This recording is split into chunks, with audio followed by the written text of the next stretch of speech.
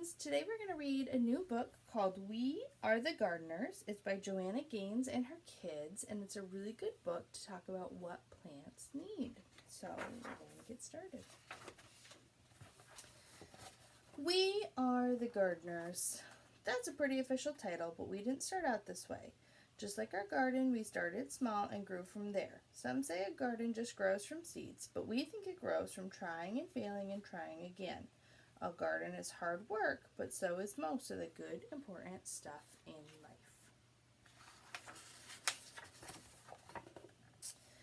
Our family's garden story starts with one small potted fern.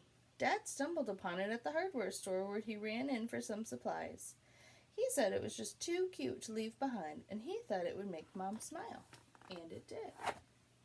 And I have my little fern right here.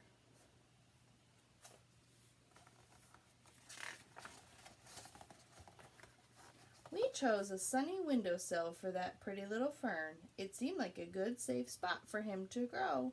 This was back when we were little kids, but we still remember visiting the plant each day to give him a drink, and sometimes even whisper to him a bit. So they took their little fern and found a nice sunny spot. And then, plot twist, out of nowhere our fern died. Death by overhydration. That's just a fancy way of saying we gave him way too much water.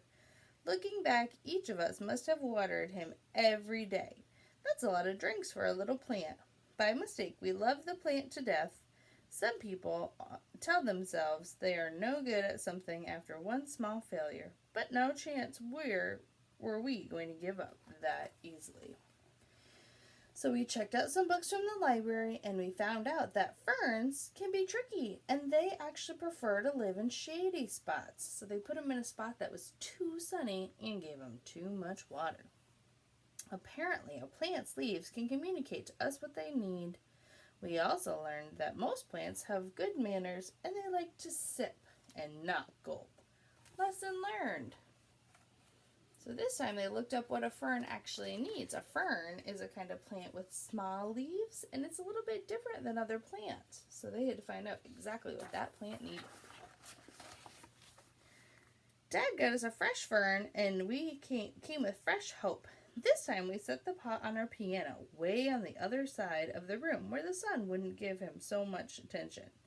We made a watering schedule and took turns saying lots of nice things to the little sprout of a plant. And fern number 2 lived and thrived and grew, and finally Mom got him a little potted friend. And then another, and then one or two more. We noticed that talking to the plants actually helped them grow bigger and stronger. So we added some songs and jokes into the mix. Unlike when we overwatered, 0 plants died from us talking too much. Pretty soon, plants were taking over the house. Dad said it was time to graduate to outdoor gardening. So they have so many little plants inside, it's time to move outside. Mom was as excited about our new outdoor garden as we were, and she started talking about it with a dreamy look in her eyes. That's when Dad called a family meeting so we could help with a garden plant. Looks like Mom was thinking of all the amazing things that she could grow. Fruits and vegetables and flowers. We all gathered around the kitchen table and got to work dreaming, planning, and drawing things out. Looks like they're starting to decide what they want their garden to look like. They even made a map. We knew we needed a sunny spot, a place where the plants could sunbathe for at least 6 hours a day. We'd be red as radishes if we did that, but plants just love it. And more than that, they need it. In the garden, there is no life without light. Dad always says the foundation is the most important thing when coming to building a house. A house can't be strong if it's built on something weak, and the same holds true in the garden. So to make the foundation of our garden strong, we filled it with something called soil. Good soil, which includes a bunch of tiny living things called organisms that grow inside it. So in my garden here, I'm going to add some soil. Now remember, soil It's just a fancy way to say special dirt. It's dirt that has things growing in it that helps the plants to grow. That's pretty amazing when you stop and think about it. A whole hidden world of life is happening just beneath our feet. Just because you can't see the good things with your eyes doesn't mean they're not there. And another cool thing about soil is that it feeds and strengthens the seeds we sow. And then, like a miracle, plants and flowers burst out of the ground. And in this garden, it looks like they planted things that grow under the ground. I see potatoes and radishes and beets and carrots and onions. Yum.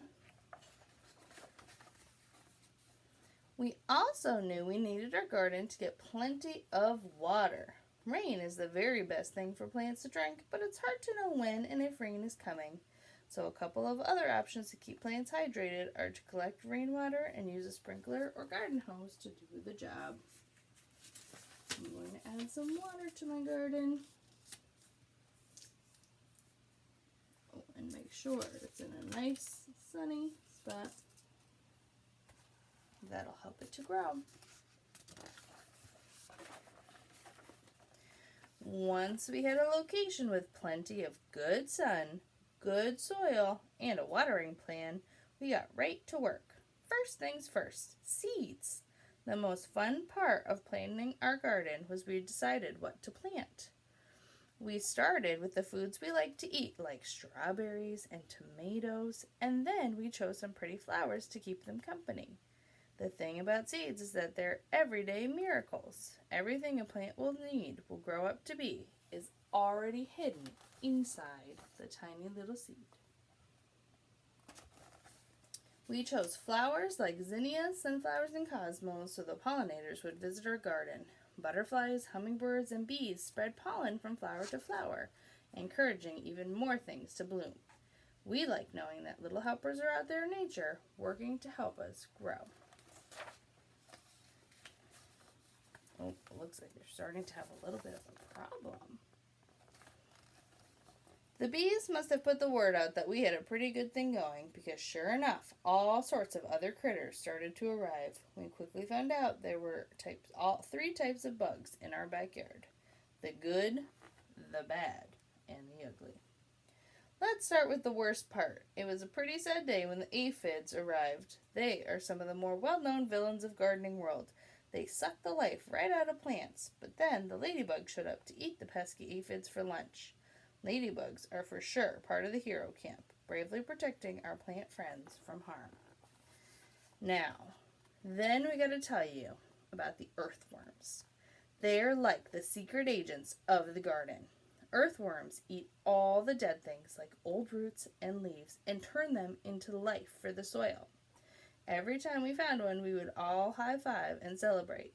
They aren't pretty, but who cares? They're awesome, and we love seeing them hard at work.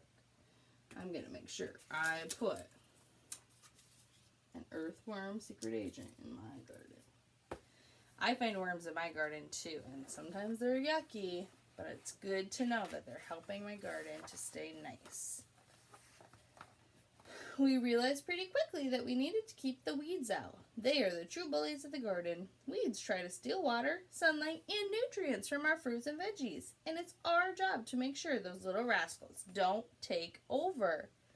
If we ignore the garden for too long, the weeds run wild and hurt our beloved plants. It's so much easier to just do a little bit each day. The kids are all pulling out the weeds. It's a hard job. We were officially gardeners and had a real-life garden to prove it. That garden became our pride and joy. Day in and day out, we tended to our plants, making sure they got plenty of sun and water. Every time a new plant sprouted from the ground, an excitement came right along with it. Their garden looks beautiful. Would you like a garden like that? All the flowers and food. As time passed, our garden grew bigger, and so did our family. When our garden was finally in full bloom and growing tall, we'd run through the aisles and watch the butterflies flutter about. Oh, I dream of having a garden like that. Oh no.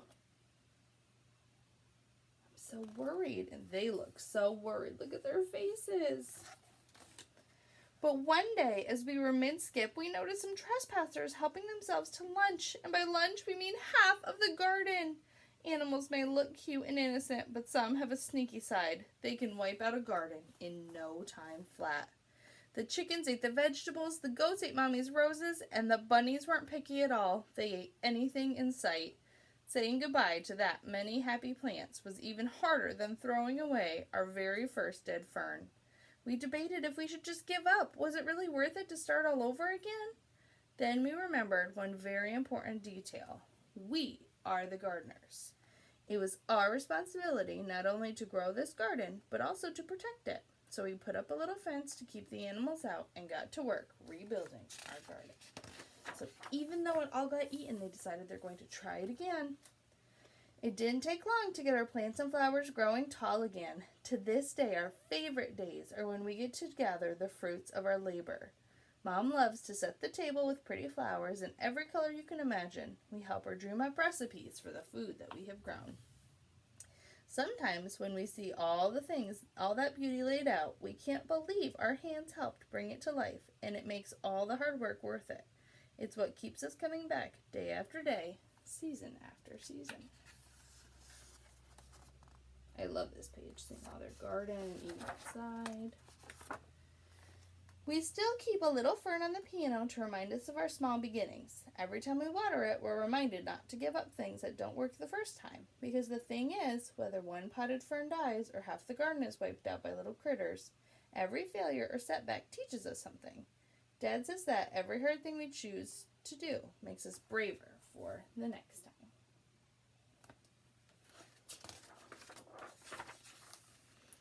There are so many lessons waiting to be learned in a whole world of gardening ready to bloom. We are the gardeners, and you can be too. Wow, this book told us so many things about gardening and planting, and just about being really gritty, and when something is hard, not to give up and to really keep trying.